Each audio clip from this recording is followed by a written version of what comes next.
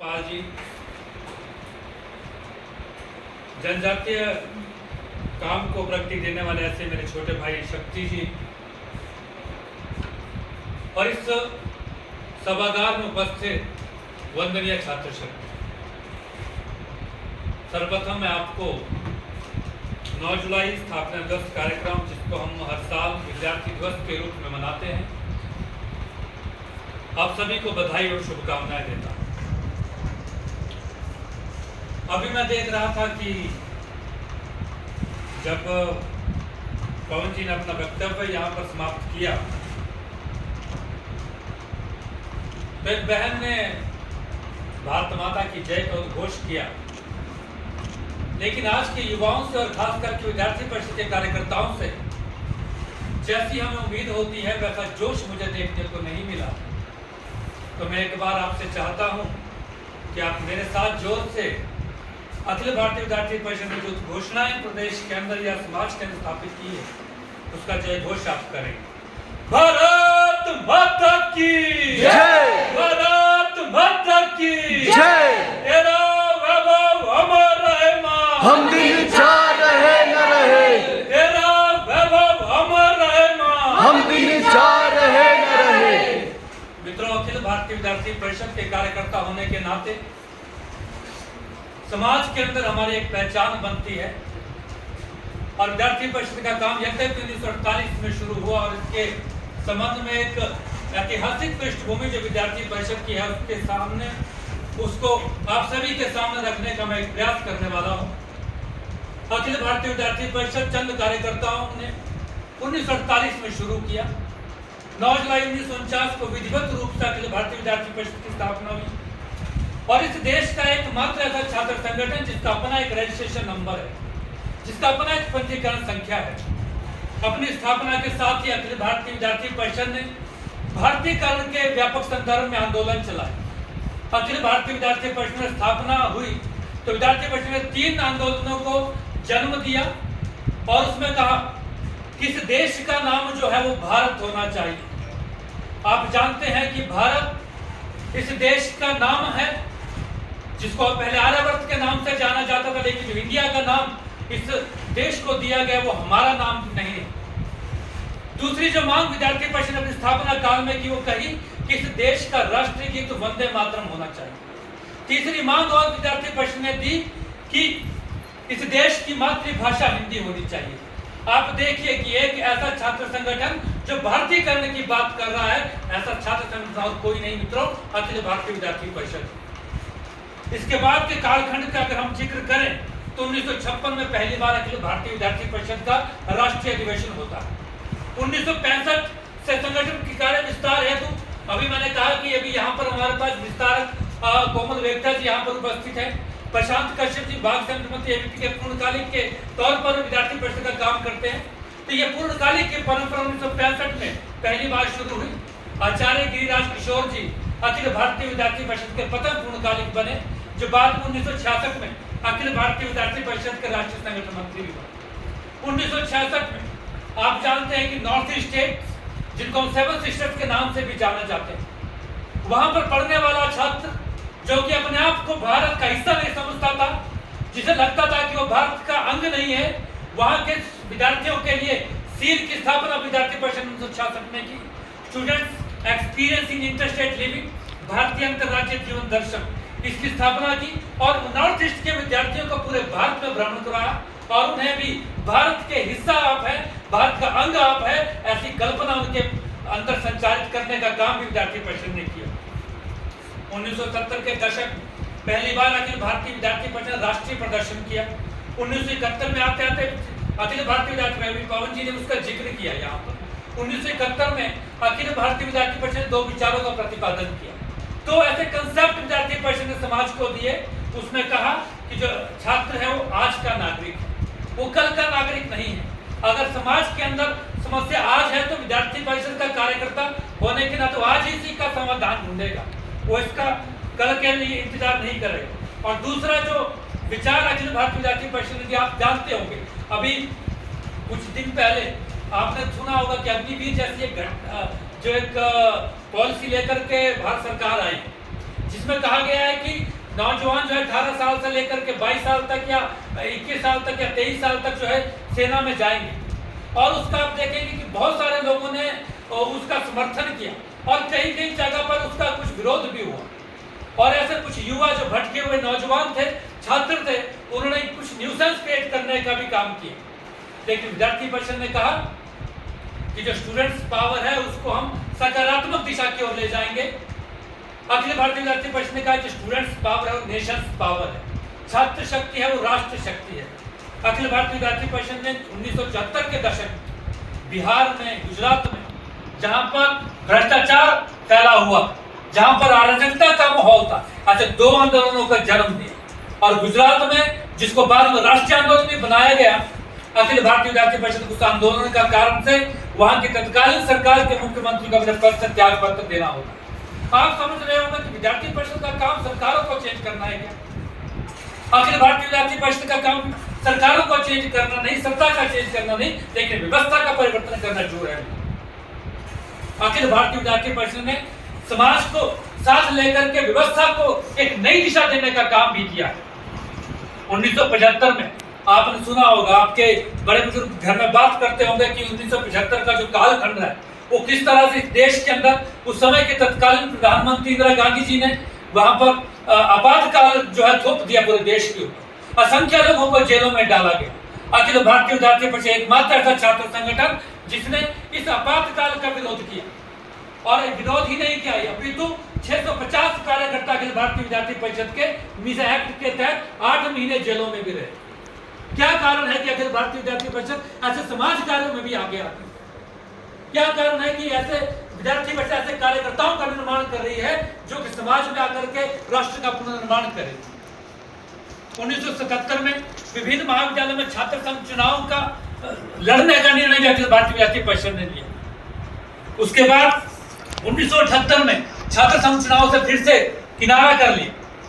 लेकिन 1979 में संसद के समक्ष, जो कि भारत के अंदर शिक्षा के बढ़ते हुए व्यापारीकरण के लिए, बाजारीकरण के खिलाफ विद्यार्थी परिषद 10,000 कार्यकर्ताओं का जो प्रदर्शन था वो दिल्ली के संसद के सामने किया। उसके बाद अगर हम 1980 के दशक की बात करें और 1980 से लेकर के आज तक लगभग इन 30 सालों के अंतराल में अखिल भारतीय विद्यार्थी परिषद के कार्यकर्ताओं ने लगातार बांग्लादेशी घुसपैठ का विरोध किया। क्या आप जानते हैं कि बांग्लादेशी घुसपैठ, जिनको हम पिछले कुछ दिनों पहले बांग्लादेशी घुसपैठ या रोहिंग्या के नाम से भी हम इनको संबोधित कर रहे थे, 1980 से लेकर के ही अखिल भारतीय विद्यार्थी परिषद ने बांग्लादेशी घुसपैठ के बारे में समाज के सामने जन जागरण का अभियान चलाया। अखिल भारतीय विद्यार्थी परिषद ने कहा कि भारत के अंदर 3 करोड़ से अधिक जो है बांग्लादेशी घुसपैठी घुस रहे हैं और यहाँ पर अराजकता का माहौल उत्पन्न कर रहे हैं। अखिल भारतीय विद्यार्थी परिषद ने इसी घुसपैठ के विरोध में बांग्लादेशी घुसपैठ की कलकत्ता में राष्ट्रीय सेमिनार किया। आज हम कश्मीर की धारा 370 के बारे में बात करते हैं। आप सभी को पता है कि अभी कुछ समय पहले ही जो कश्मीर है वहां से 370 धारा जो निरस्त की गई।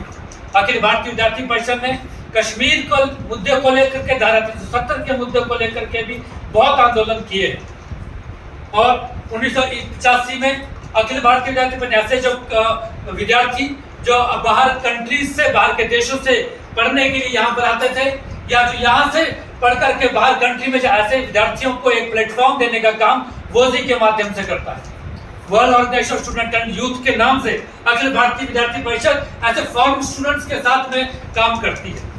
आज हम राष्ट्रीय शिक्षा नीति के 2020, अभी हाल ही में आपने सुना होगा कि 2020 में राष्ट्रीय शिक्षा नीति आई और राष्ट्रीय शिक्षा नीति के मुद्दे को लेकर के 1985 से लेकर के विद्यार्थी परिषद संघर्षरत है। मित्रों, प्रथम बार अखिल भारतीय विद्यार्थी परिषद 1986 में राष्ट्रीय शिक्षा नीति के मुद्दे को लेकर के केंद्र सरकार को ज्ञापन दिया। 1990 का दशक मित्रों, आप सभी जानते होंगे कश्मीर के अंदर अलगाववादियों ने किस तरह से भारत का अपमान किया, किस तरह से भारत के तिरंगे का अपमान किया। और अखिल भारतीय विद्यार्थी परिषद के कार्यकर्ताओं ने कहा कि वहां पर अलगाववादियों ने लाल चौक पर जिस तरह से भारत के झंडे को जलाया गया, भारत के एक एक विद्यार्थी परिषद के कार्यकर्ताओं के दिल में, उनके मस्तिष्क में उस घटना का विरोध उत्पन्न हुआ। और अखिल भारतीय विद्यार्थी परिषद ने उन अलगाववादी की चुनौतियों को स्वीकार किया। अलगाववादी कहते थे कि अगर किसी में दम है तो लाल चौक पर आकर के तिरंगा फहराए, और अखिल भारतीय विद्यार्थी परिषद ने बिस्मिल की उन पंक्तियों को लेकर के अपने मन में लाल चौक की तरफ कूच किया। बिस्मिल की वो पंक्तियां मैं आप सभी के समक्ष दोहराना चाहता हूं कि है लिए हथियार दुश्मन ताक में बैठा उधर, और हम तैयार हैं सीना लिए अपना इधर, खून से खेलेंगे होली गर वतन मुश्किल में है, सरफरोशी की तमन्ना अब हमारे दिल में है, अब हमारे दिल में है। बोलो भारत माता की जय। और आप मानिए कि 10,000 कार्यकर्ता लाल चौक पर जाते हैं और वहां पर एक नारा देते हैं कि जहां हुआ तिरंगे का अपमान वहीं करेंगे इसका सम्मान, और लाल चौक पर 10,000 कार्यकर्ता भारत का झंडा फहराते हैं। 1991 में नक्सलवाद के विरोध में हैदराबाद में 30,000 कार्यकर्ताओं का प्रदर्शन होता है, और 1992 में 6 दिसंबर को अयोध्या में जो राम मंदिर उसमें कार्य सेवा में अखिल भारतीय विद्यार्थी परिषद के कार्यकर्ता सहभाग करते हैं, और राष्ट्रीय सुरक्षा के विषय पर दिल्ली में सेमिनार 1997 में, और ऐसे 2002 आते आते तक शिक्षा के भारतीयकरण के व्यापक संदर्भ में अखिल भारतीय विद्यार्थी परिषद आंदोलन चलाती है। और मित्रों,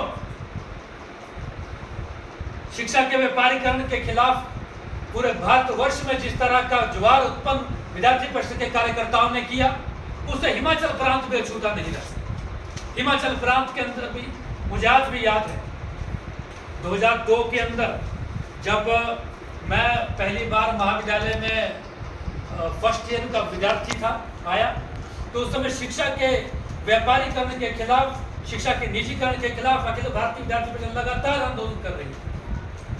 कभी बूट पॉलिश करके आंदोलन कर रही थी, कभी कुछ और तरीके के आंदोलनों के माध्यम से सरकार को जगाने का प्रयास कर रही थी। और 2006 में अखिल भारतीय विद्यार्थी परिषद की ऐतिहासिक रैली शिमला के अंदर की, जो कि 6 अक्टूबर 2022 के शिमला में एक बहुत बड़ी लगभग 20,000 कार्यकर्ताओं की रैली शिमला के अंदर होती है। और उसके बाद अभी 30 मार्च 2017 को बहुत सारे कार्यकर्ता, हो सकता है आप में से भी कुछ इसमें हो, जो इस रैली के माध्यम से यहाँ से धर्मशाला से शिमला पहुंचे होंगे, और ऐसे आक्रोश रैली के अंदर आपका जाना हुआ होगा। और अखिल भारतीय विद्यार्थी परिषद में तो जैसा कि अभी पवन जी ने भी कहा कि संस्कारित छात्र संगठन है, जो कि विद्यार्थियों के अंदर संस्कारों का संचार करने का काम करता है। अखिल भारतीय विद्यार्थी परिषद ने ऐसे अनगिनत और अनेक छात्रों के अंदर संस्कारों का प्रतिपादन करने का काम किया है। अखिल भारतीय विद्यार्थी परिषद ने ऐसे छात्रों को तैयार करने का काम किया जो शिक्षा के साथ साथ समाज के लिए काम करने का काम करें। क्या कारण है कि आज हम नक्सलवाद के विरोध में भी खड़े होते हैं? क्या कारण है कि आज हम धारा 370 के खिलाफ भी खड़े होते हैं? क्या कारण है कि हम आज बेरोजगारी के लिए भी खड़े होते हैं? ये विद्यार्थी परिषद की कार्यपद्धति का काम है। अखिल भारतीय विद्यार्थी परिषद ने कहा कि हम व्यक्ति निर्माण के माध्यम से समाज का निर्माण करेंगे, और समाज के निर्माण से राष्ट्र का पुनर्निर्माण करेंगे। इसलिए ऐसे लोगों को जो कि स्टूडेंट्स पावर को न्यूसेंस पावर कहते थे, आज विद्यार्थी परिषद ने ऐसी एक कार्यकर्ताओं की श्रृंखला को खड़ा करने का काम करके ऐसे लोगों को करारा जवाब दिया है, और कहा कि जो छात्र शक्ति है वो राष्ट्र शक्ति। आज जब अभी, क्योंकि हमने पहले भी कहा कि टेक्नोलॉजी का जमाना है और आप सभी अपने फोन पे पूरे देश और दुनिया की खबर ले सकते हैं। आज हम पूरे देश में देखता हूं तो लीडरशिप डेवलपमेंट का मुद्दा हो, चाहे पर्यावरण संरक्षण का मुद्दा हो, चाहे राष्ट्रीय कला मंच के माध्यम से समाज के अंदर फैली हुई व्याप्त कुरीतियों को समाधान का मसला हो, हर मुद्दे पे विद्यार्थियों की एक भूमिका है। अखिल भारतीय विद्यार्थी परिषद के इतिहास से संबंधित जो बातें मैंने आपके समक्ष रखी, उसे इधर अगर मैं आपके समक्ष कुछ बातें रखना चाहूंगा तो मैं आपको बताता हूं कि आज का विद्यार्थी जो है बहुत महत्वपूर्ण है। आज का विद्यार्थी बहुत जागरूक विद्यार्थी है। आज का विद्यार्थी न केवल अपने पढ़ाई का काम करता है, लेकिन समाज के अंदर क्या घटित हो रहा है उस पर भी अपनी पैनी नजर रखता है। आज का युवा जिसके पास वर्तमान से लेकर भविष्य के लिए अनेक सपने हैं, ऐसे युवाओं के सामने, इस विद्यार्थियों के सामने समस्याओं के समाधान का एक मार्ग भी है। आज के विद्यार्थी समस्याओं का पुंज नहीं है मित्रों। आज के विद्यार्थियों के पास अनेक समस्याओं का समाधान है। इसलिए आज जब विवेकानंद के सपने के भारत की बात करते हैं तो अखिल भारतीय विद्यार्थी परिषद ने अपने कैंपसेस को, अपने परिसरों को परिवर्तन का केंद्र माना है। अखिल भारतीय विद्यार्थी परिषद ने भारत के अंदर भारतीयकरण की जब बात की तो सबसे छोटी इकाई के रूप में परिसर के ऊपर ध्यान है। अखिल भारतीय विद्यार्थी परिषद के परिसर सक्रियता का यह काम है कि अखिल भारतीय विद्यार्थी परिषद से युवाओं को खड़ा किया जो किसी देश और समाज के लिए सोचने का काम करते हैं। लाखों छात्र हर दिन कैंपसेस के अंदर विद्या ग्रहण करने के लिए आते हैं और उन छात्रों के बीच में राष्ट्र के मुद्दों को विवेक करना, उन छात्रों के बीच देश की सुरक्षा की बात करना, उन छात्रों के बीच में भारत की अखंडता, एकता और अस्मिता की बात करना। भारत के अंदर आपने देखा होगा, आप टीवी चैनल्स देखते होंगे, आप न्यूज़पेपर देखते होंगे, अनगिनत ऐसे राजनीतिक अपराधी जो कि इस देश के भारत के सेना के जवानों को रेपिस्ट तक का नाम देते हैं। अखिल भारतीय विद्यार्थी परिषद ऐसे लोगों के सामने भी खड़ी होती है। मैं आपसे पूछना चाहूंगा, क्या अखिल भारतीय विद्यार्थी परिषद ये मानती है या आप ये मानते हैं कि भारत के सेना के जो जवान है वो रेपिस्ट है क्या? मैं आपसे पूछना चाहूंगा, वो रेपिस्ट है क्या? क्या भारत के ऐसे जवान जो कि हमारी सुरक्षा की गारंटी लेते हैं उनको बलात्कारी कहना क्या अच्छा है? क्या ये उचित है? तो आप सब एक जागरूक और जिम्मेवार छात्र होने के नाते ये ध्यान रखें, अगली बार जो कभी कोई ऐसा कहे तो आप जरूर उसके ऊपर अपनी प्रतिक्रिया दें। महिला सशक्तिकरण की बात हम करते हैं। आप देखते होंगे अखिल भारतीय विद्यार्थी परिषद के अंदर काम करने में छात्राएं भी अपना सहभागिता सुनिश्चित करती है और एक लंबी श्रृंखला छात्राओं की भी है जो कि विद्यार्थी परिषद के काम के लिए अपने घरों को छोड़ने का भी काम करती है और अपनी पढ़ाई के साथ साथ और अपनी पढ़ाई के खत्म होने के बाद कुछ साल विद्यार्थी परिषद जैसे संगठन को देती है। और यहाँ पर लिखा है फूल नहीं चिंगारी हम भारत की नारी। आपने अगर हम आज महिला सशक्तिकरण की बात करते हैं, अगर आज हम महिला के बराबरी की बात करते हैं तो मुद्दा ये नहीं है। आज महिला सशक्तिकरण के बारे में बात करने की जरूरत नहीं है। महिलाएं बहुत सशक्त हो चुकी हैं। आज महिलाओं की बराबरी का विषय भी नहीं है। महिलाओं को जगह जगह पर और हर जगह पर बराबरी का दर्जा भी दिया जा रहा है। महिला एक पत्नी के रूप में, महिला एक बेटी के रूप में, महिला एक बहन के रूप में, महिला एक दोस्त के रूप में सदा सम्मान की पात्र है। उनका दर्जा हमेशा सम्मान के हकदार है। महिला के सशक्तिकरण का एक उदाहरण मैं आपके समक्ष देना चाहूंगा। आपने हनुमंत थप्पा का नाम सुना होगा, सुना है आपने? हनुमंत थप्पा सुना है क्या? 2016 में 11 फरवरी को हनुमंत थप्पा जो भारत के सैनिक थे, लगभग 6 दिन 25 फीट की बर्फ के नीचे दब करके दिल्ली में आकर के अपने अंतिम सांस लेते हैं। हनुमंत थप्पा के विषय में आपके समक्ष मैं कुछ बातें रखना चाहूंगा। 6 दिन 25 फीट की बर्फ के नीचे दबकर उन्होंने संघर्ष किया और बाद में 11 फरवरी 2016 को हनुमंत थप्पा अपनी अंतिम सांस लेते हैं। मैं उस नारी के सम्मान की बात आपके समक्ष करना चाहूंगा। आपने हनुमंत थप्पा का नाम तो जरूर सुना होगा, लेकिन उनकी पत्नी का नाम आपने सुना है क्या? उनकी पत्नी का नाम था महादेवी। अखिल भारतीय विद्यार्थी परिषद के कार्यक्रम नागपुर में हनुमंत थप्पा की पत्नी महादेवी जी का आना होता है और वो मंच पर आती है तो कहती है कि मेरे पति भारत के लिए सर्वोच्च बलिदान करते हुए शहीद हो गए और मेरी गोद में 3 साल की उनकी एक बेटी, क्योंकि वो शहीद हो गए हैं इसलिए मुझे अब पुत्र की प्राप्ति तो नहीं हो सकती, क्योंकि हनुमंत थप्पा का एक सपना था कि अगर मेरे पुत्र हुआ तो वो भी भारत की रक्षा के लिए जवान बनेगा और सैनिक बनेगा और सरहद पर जाएगा। लेकिन अब उनकी शहादत हो गई है तो अब मेरा ये सपना जो था एक पुत्र प्राप्ति का वो टूट गया है। लेकिन मेरी गोद में एक 3 साल की बेटी है, और मैं अपने पति की सौगंध खा करके कहती हूं, मैं उनकी शहादत की सौगंध खाकर कहती हूं कि इस बेटी को मैं बड़ा करूंगी, संघर्ष करूंगी और इसको भी भारतीय सेना में मैं भर्ती करूंगी। यह है भारत की नारी।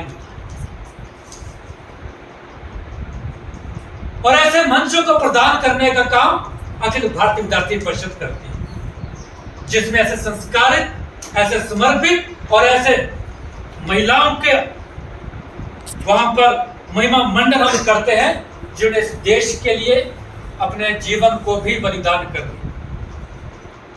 आज हम भारत के अंदर मार्क्सवाद और नक्सलवाद की बात करते हैं। अखिल भारतीय विद्यार्थी परिषद ने कहा कि ना मार्क्सवाद ना नक्सलवाद, सबसे ऊपर राष्ट्रवाद। क्या है ये मार्क्सवाद? आप अगर हिमाचल, क्योंकि आप सभी हिमाचल के रहने वाले हैं, हिमाचल प्रांत के अगर आप पिछले कुछ इतिहास को देखें तो मार्क्स का जो एक घिनाना और एक, क्योंकि आज मूलतः हम लोग एक विद्यार्थी दिवस सेलिब्रेट कर रहे हैं, स्थापना दिवस मना रहे हैं, कुछ ज़्यादा बात नहीं करूंगा मार्क्सवाद की, लेकिन कुछ एक चीज़ें आपके समक्ष जरूर कहूँगा। मार्क्सवाद जो हिमाचल प्रांत के अंदर 1980 से लेकर के अभी 2008-10 तक काफ़ी ज़्यादा सक्रिय रहा। आज एक बंद जैसा वो होता है ना, एक मरा हुआ विचार जिसको हम कहते हैं, जो कि अब छोटा सा बच्चा है, सिर्फ वो रह गया है। ऐसे 4 हत्याओं का अंजाम ये हिमाचल प्रदेश विश्वविद्यालय में देते हैं। मेरा घर हिमाचल प्रदेश विश्वविद्यालय के बिल्कुल साथ है, समर हिल में। और जब महाविद्यालय के दौरान या विश्वविद्यालय के दौरान जब अपने घर को जाते थे तो हिमाचल प्रदेश विश्वविद्यालय के चौक पर खड़े होकर के ये लोग नारा लगाते थे कि खेलेंगे भाई खेलेंगे, खून की होली खेलेंगे। पिछले साल भी खेली तो अब की बार भी खेलेंगे। ये क्या है मित्र खून की? इसका मतलब कि इन्होंने जिस तरह से 4 हत्याओं को हिमाचल प्रदेश विश्वविद्यालय में अंजाम दिया, ये आज भी वो करने से गुरेज नहीं करते। जेएनयू की घटना आपके समक्ष है। इस तरह से जेएनयू के अंदर कुछ वामपंथी विचारधारा के छात्र संगठन इकट्ठे होते हैं और भारत की बर्बादी तक जंग रहेगी ऐसे उद्घोष करते हैं, पाकिस्तान जिंदाबाद की बात करते हैं। अखिल भारतीय विद्यार्थी परिषद का कार्यकर्ता वहां जाकर के भी उनका विरोध करता है। अखिल भारतीय विद्यार्थी परिषद में जब हमने कहा कि महिलाओं के सम्मान की बात है, महिलाओं की आत्मरक्षा की बात है, तो अखिल भारतीय विद्यार्थी परिषद ने बहुत सारे ऐसे काम किए जो विद्यार्थी परिषद छात्र कार्यकर्ताओं के लिए किया या आम छात्राओं के लिए किया।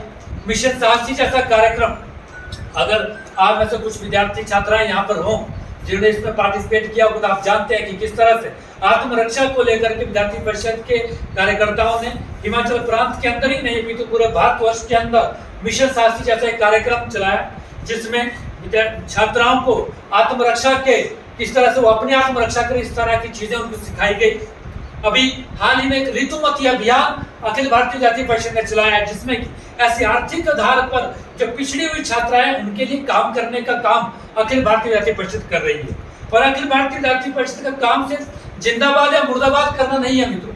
अखिल भारतीय विद्यार्थी परिषद ने कोरोना काल में, अभी आपने देखा होगा कोविड के काल में, अखिल भारतीय विद्यार्थी परिषद ने पूरे देश के अंदर एक सेवा कार्य की, बहुत सारे सेवा कार्य की। कहीं कहीं पर जगह जगह पर राशन वितरित किया, कहीं कहीं जगह पर लोगों के अंतिम संस्कार तक विद्यार्थी परिषद के कार्यकर्ताओं ने करवाए। और सिर्फ विद्यार्थी परिषद जिंदाबाद करेगी मुर्दाबाद करेगी ऐसा नहीं है। एसएफएस स्टूडेंट्स फॉर सेवा ऐसा एक प्रकल्प अखिल भारतीय विद्यार्थी परिषद शुरू किया। ऐसे लोग, ऐसे कार्यकर्ता, ऐसे छात्र जो सेवा में अपनी रुचि रखते हैं, जो समाज सेवा करना चाहते हैं, उनको जोड़ने के लिए अखिल भारतीय विद्यार्थी परिषद एसएफएस के माध्यम से काम करती है। ऐसे विद्यार्थी जो कि एनवायरनमेंट के ऊपर, पर्यावरण के ऊपर अपना विषय रखते हैं या गहन अध्ययन रखते हैं, जो पर्यावरण की चिंता करते हैं, ऐसे विद्यार्थियों के लिए एसएफडी विकासार्थ विद्यार्थी या स्टूडेंट फॉर डेवलपमेंट के माध्यम से विद्यार्थी परिषद काम करती है। ऐसे विद्यार्थी जो कि विभिन्न तरह की कलाओं में, विधाओं में रुचि रखते हैं, कोई अच्छा सिंगर हो सकता है, कोई अच्छा पेंटर हो सकता है, कोई अच्छा नृत्य कर सकता है, कोई अच्छा वोकलिस्ट हो सकता है, कोई अच्छा इंस्ट्रूमेंटलिस्ट हो सकता है। ऐसे विद्यार्थियों को जोड़ने के लिए राष्ट्रीय कला मंच का स्थापना विद्यार्थी परिषद करती है। और ऐसे विद्यार्थी जो कि रिसर्च में या अनुसंधान में अपनी रुचि रखते हैं, ऐसे विद्यार्थियों के लिए students for holistic development of humanity शोध का प्रकल्प विद्यार्थी परिषद का काम करता है, जिससे कि आप भी जुड़ सकते हैं। साथ ही ऐसे विद्यार्थी जो कि चिकित्सा के क्षेत्र में काम करते हैं, जो कि मेडिकल साइंसेज में पढ़ने वाले विद्यार्थी, ऐसे विद्यार्थी को जोड़ने के लिए अखिल भारतीय विद्यार्थी परिषद एबीपी के नाम से नहीं अपितु मेडिविजन के नाम से काम करती है। कृषि के क्षेत्र में काम करने वाले विद्यार्थियों के लिए विद्यार्थी परिषद ने एग्रीविजन का गठन किया और ऐसे बहुत सारे काम अखिल भारतीय विद्यार्थी परिषद समय समय पे करती रहती है। और विद्यार्थी परिषद का स्थापना दिवस है। आप सभी इस कार्यक्रम में अखिल भारतीय विद्यार्थी परिषद के इस कार्यक्रम में आए हैं और मैं, जैसा कि पवन जी ने भी कहा कि इस सभागार से बाहर जाते हुए आप एक संकल्प लेकर के जाएंगे कि अपनी डिग्री के साथ साथ आप अपने अंदर कुछ एक सृजनात्मक सोच लेकर के यहाँ से जाएंगे। अखिल भारतीय विद्यार्थी परिषद ने कहा कि अभी आपने देखा होगा कि कुछ एक दिन पहले अखबार में भी आया कि अखिल भारतीय विद्यार्थी परिषद देश भर में पूरे 1 करोड़ पौधारोपण करने वाली। और मैं आपसे भी अपील करता हूं कि जब कभी भी यह पौधारोपण का समारोह होगा, आप भी इसमें बढ़ चढ़ करके भाग लेंगे। अखिल भारतीय विद्यार्थी परिषद सृजनात्मक कार्य से, जैसे ब्लड डोनेशन कैंप से, एक समय था जब विद्यार्थी परिषद ब्लड डोनेशन कैंप लगाती थी हिमाचल प्रदेश विश्वविद्यालय में, तो वामपंथी छात्र हंसते थे और वो कहते थे कि ये तो कायरों का काम। और आज अखिल भारतीय विद्यार्थी परिषद उस ब्लड डोनेशन कैंप को देखते देखते बाकी संगठनों ने भी उसको करना शुरू किया है।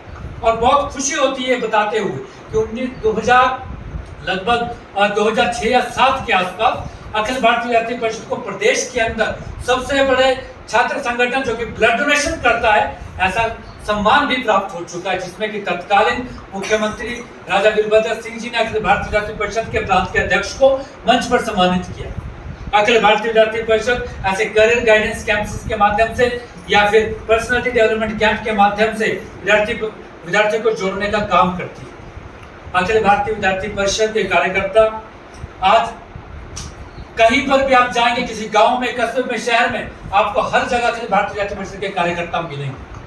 और अखिल भारतीय विद्यार्थी परिषद के कार्यकर्ता होने के नाते भी मैं आपको इस बात का आश्वस्त करना चाहूंगा कि अखिल भारतीय विद्यार्थी परिषद के कार्यकर्ता बनने के बाद आप जीवन में बहुत ऊंचाई तक जाएंगे। अखिल भारतीय विद्यार्थी परिषद के कार्यकर्ता होने के नाते ही आज हम जहाँ कहीं पर भी हैं, इसी तरह से मुझे पता है कि वहाँ पर अंतिम चेयर पे बैठने वाला विद्यार्थी भी कब इस प्रदेश के अंदर विद्यार्थी परिषद का काम करते करते देश के अंदर इस देश को चलाने का काम करेगा। विद्यार्थी परिषद ये काम सिखाती है।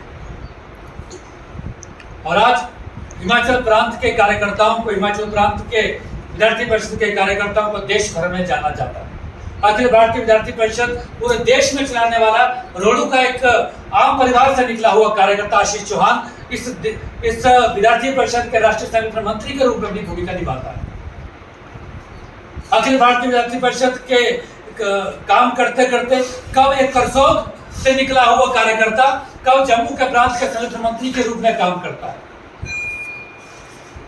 कैसे एक छोटे से गांव धरमपुर मंडी से निकला हुआ कार्यकर्ता किस तरह से उत्तर पश्चिम क्षेत्र का क्षेत्र संगठन मंत्री बनकर विद्यार्थी परिषद का काम करता है। यह विद्यार्थी परिषद के व्यक्तित्व निर्माण का काम है। इसलिए आप सभी से इस विद्यार्थी दिवस के अवसर पर मैं संकल्प लेना चाहूंगा कि आप अखिल भारतीय विद्यार्थी परिषद के साथ जुड़ेंगे, आप अखिल भारतीय विद्यार्थी परिषद का काम करेंगे और अपनी पढ़ाई के साथ साथ समाज के और देश के मुद्दों को भी आप समझेंगे और उन पर भी अपनी प्रतिक्रिया जरूर देंगे। इन्हीं शब्दों के साथ मैं अपनी वाणी को विराम देता हूँ। जय हिंद, वंदे मातरम, जय हिमाचल।